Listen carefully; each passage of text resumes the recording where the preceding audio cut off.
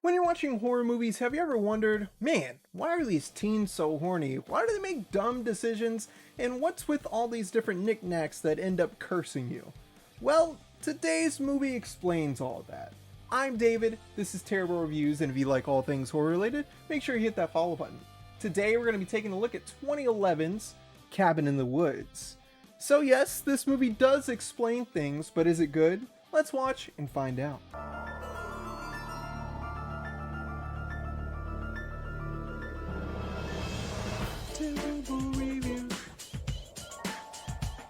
Alright, I have to admit this is one of my favorite movies. It is so good, but it isn't really scary. So let's get into the scores and see what I think of Cabin in the Woods. Starting off with Terror. How scary is it? Well, like I said, not really scary at all.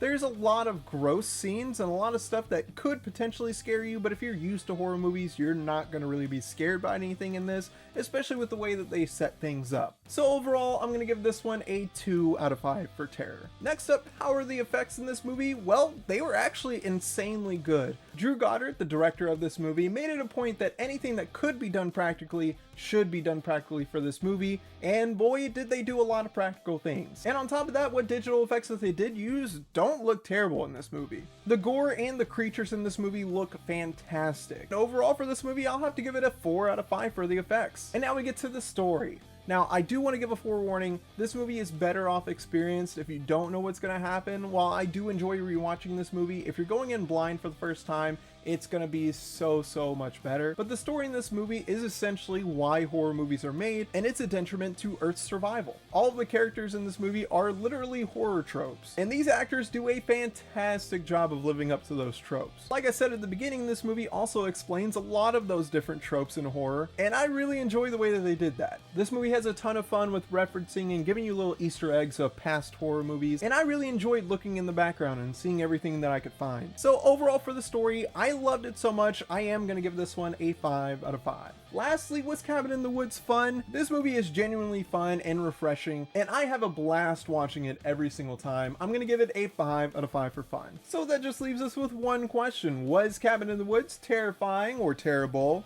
I would have to say this movie is certified terrifying. But have you seen Cabin in the Woods? If you have, let me know what you thought in the comments below, and I'll see you guys in the next review.